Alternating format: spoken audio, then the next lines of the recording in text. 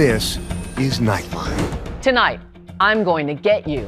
A young woman survives a terrifying assault, vowing that one day her attacker will be brought to justice.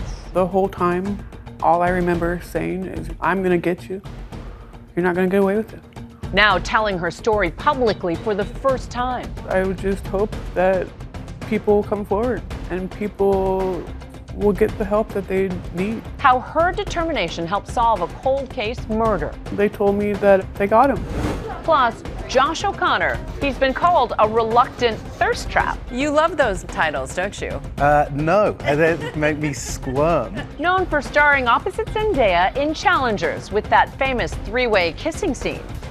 And his Emmy-winning turn as Prince Charles in The Crown. Your capacity for self-delusion never ceases to amaze me. Now saddling up as a sidelined cowboy in Rebuilding. Can you be a cowboy even without cows now? I think so. Just might have to travel to do it. And spilling the tea on the question on everyone's mind. One of the rumors is that you're going to be the next 007. And Elphaba for good. Cynthia Erivo comes to the aid of Wicked co-star Ariana Grande. Accosted by a fan at the premiere for Wicked for Good. What we've just learned tonight.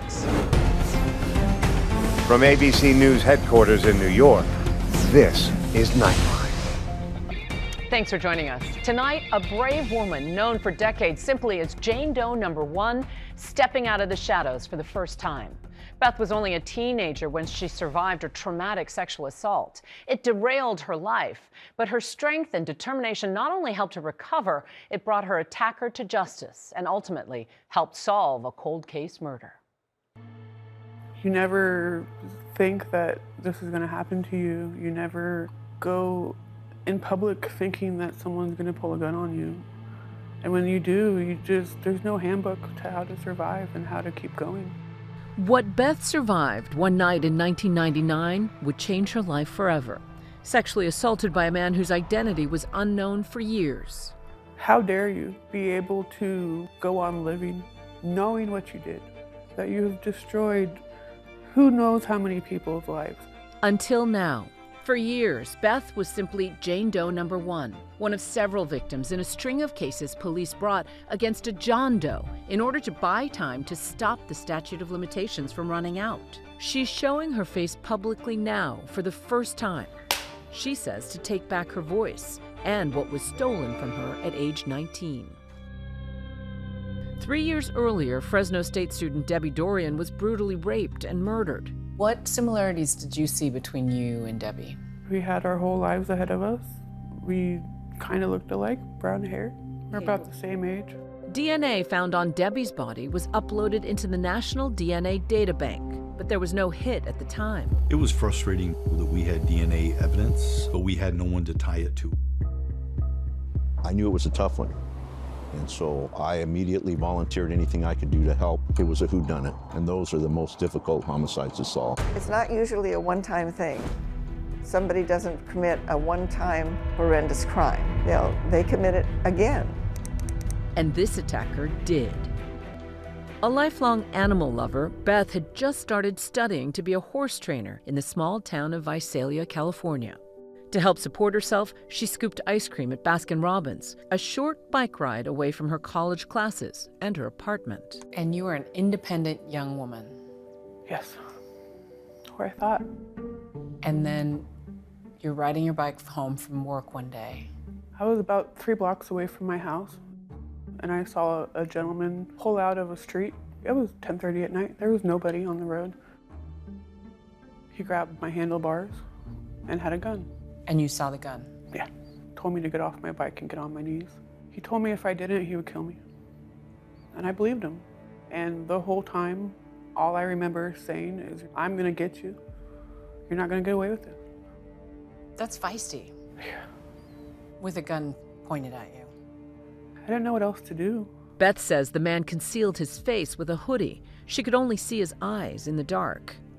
She says the attacker fondled her, but somehow she managed to stop him from having intercourse. When he was done, he was pulling up his pants and he told me to stay where I am, count to 10, and turn around and go home.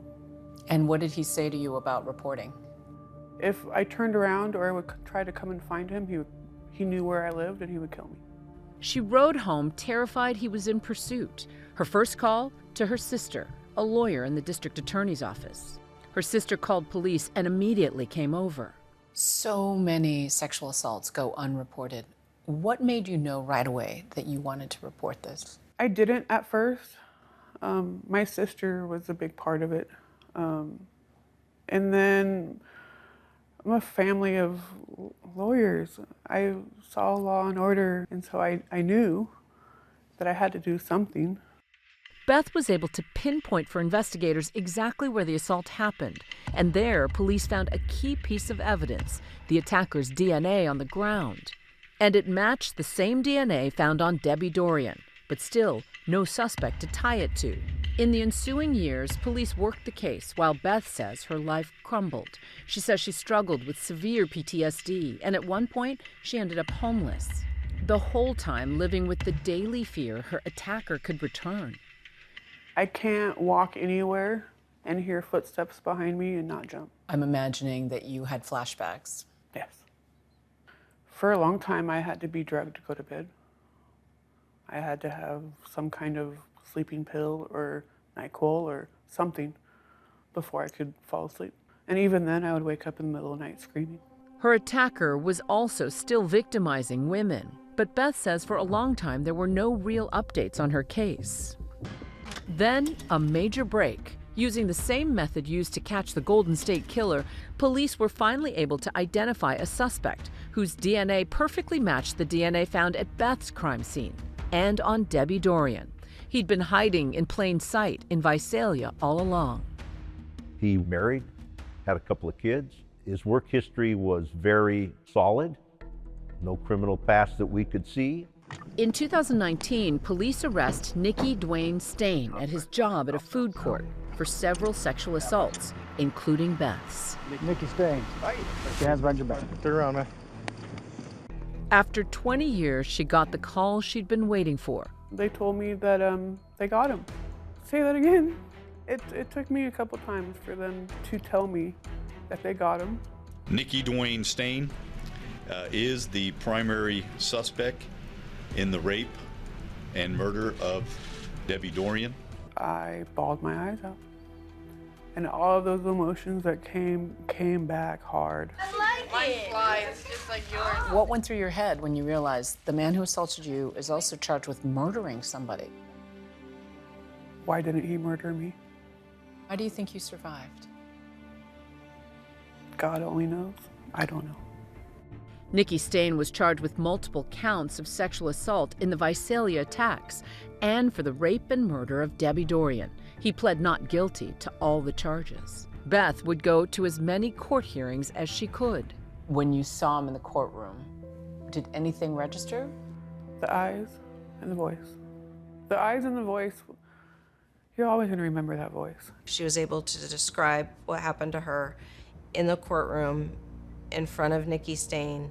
It was something to watch. When prosecutors and the defense said that she was free to go, she just sat there and she wept. You could tell that she has never walked away from this, that it has been with her every single day. At Beth's side throughout her testimony, and now for our interview, North, an emotional support dog. I'm an animal lover, and so dogs are the first thing that are able to calm me down. Earlier this year, Stain changed his plea to guilty on all counts and is now serving life without the possibility of parole. On sentencing day, Beth, still known then as Jane Doe Number 1, delivered her impact statement with cameras carefully trained on her hands. I wish he did kill me. It would have been a lot better than having these thoughts in my head and flashbacks. The night playing over and over again in my head. That's it. Thank you, Jane Doe 1. You also said you wanted to speak on behalf of other survivors. Yes. And give voice to them. If anything comes of this, I would just hope that people come forward and people will get the help that they need. Because it took me a long time. Beth says she now has a good job, and she's also a mom. Something, she says, that helped finally turn her life around. I found a dark place where I didn't want to be around anymore. And so when I had my son, that all changed, and I had something to live for. Yours is the only one of that string of assaults where they got DNA. I'm the only one that linked Dorian case, yeah. And so in many ways, you helped solve not just a string of sexual assaults, but a murder. Yeah. That's pretty remarkable. It is. It doesn't feel like it. But at the same time, I think knowing that has helped me get through it. And knowing that I'm the one that stopped him after telling him, I'm gonna get you. And I got him. And that right there is payback enough. You fulfilled your promise. And I always hope that that's the last thing he remembers, if anything. That I told you I'd get you, and I got you. You can stream the full 2-hour 2020 I'm Going to Get You on Disney Plus or Hulu now. When we come back, we switch gears and sit down with Emmy-winning actor Josh O'Connor, taking on the role of a struggling cowboy and father in Rebuilding. What he told me about those James Bond rumors.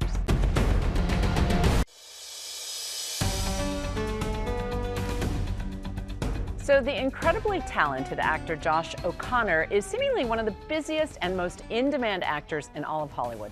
GQ has dubbed him both the thinking man's leading man and the reluctant thirst trap. So we're going to ask him how he feels about all of that, as well as his latest role as the rugged Southern Coloradoan. Josh O'Connor, welcome. Thank you very much. You Thanks love those titles, don't you?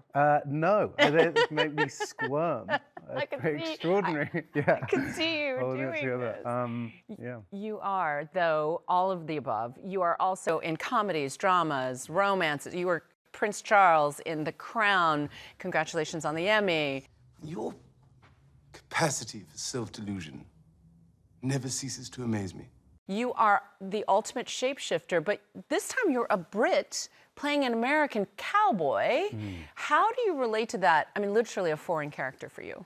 Well, yeah, I mean, every character to some extent, to a greater or lesser extent, is a foreign character to me, and there is always a kind of a leap of faith you have to take when you're playing someone. But, you know, I suppose the thing about this film that I was kind of drawn to was more to do with a kind of the wider sense of community and how much we need it. And the fact that Dusty is a cowboy is really just a means of telling a story of someone who is isolated. Yes, you play this very taciturn Dusty who's fallen on hard times. And so let's take a look at a clip from the movie. Great. Can you be a cowboy even without cows now? I think so. Just might have to travel to do it. For work, you know. Get the cows back. But you live here. I don't live nowhere anymore. You have 4 films coming out this fall that are all critically acclaimed. You're getting Oscar buzz on this. What's fascinating to me is you don't have a lot of words, and yet you communicate so much. How do you do that? Well, you know, I started out in the theatre, and the theatre is a much more kind of lyrical version of our art form, for obvious reasons, and often poetical. The thing about film is that, you know, you're able to see through someone's eyes what they're feeling and thinking, which allows for the beautiful thing of subtext. That's amazing. And it's all action and physical action, yeah. You are generating a lot of buzz, though. I mean, this is, and one of the rumors is that you're going to be the next 007. Right, yeah. I'm not. Or as far as I know, I'm not. Get on the phone with your agent You know, the immediately. 007 thing was funny. It was a kind of in-joke in my family and growing up, was this thing of, you know, it's such an iconic role, and it's such an iconic character for Brits particularly, but no, it hasn't ever crossed my mind in a serious way. I suspect it's crossed other people's minds, so Maybe. we'll stay tuned for that one. Of course, you did mention the role in Challengers, which got you in this smoke show business, but you were in this, you know, pro-tennis threesome with Zendaya and with Mike Feist. Come here. Which one of us?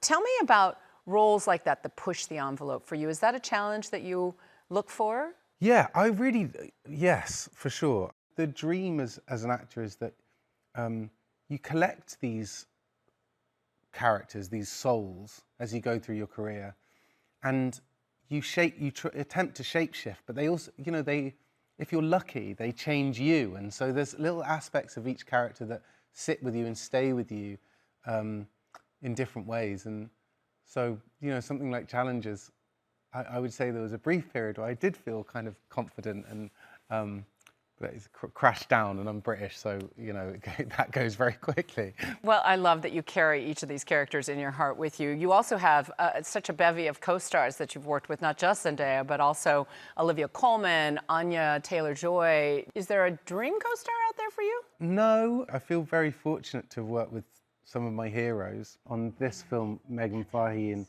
Lily, who played my daughter in the film so beautifully. She's remarkable. She's remarkable, and you're constantly learning and sort of stealing ideas and learning practices. Well, you have a lovely spirit. I appreciate your being here, and good luck to you with all these films coming out. Thanks. And you can catch Rebuilding in select theaters now. I'd recommend it. And now, a look ahead at Monday's show. We're with Kevin, Nick, and Joe Jonas, dishing on sibling rivalry, being girl dads, and their first ever holiday film, a very Jonas Christmas movie. The very special cameo, of course, by a guy who knows a thing or two about holiday spirit. He's obviously an icon as far as Christmas films go. And when we come back, Elphaba for good. Cynthia Erivo jumps to co-star Ariana Grande's aid when she's accosted by a man at the Wicked for Good premiere. What we've just learned after the break.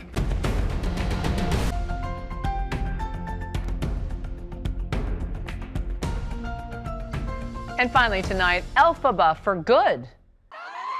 The man seen accosting Wicked for Good star Ariana Grande due in court Monday on public nuisance charges after running up to the actress and putting his arms around her on the red carpet at the film's Singapore premiere.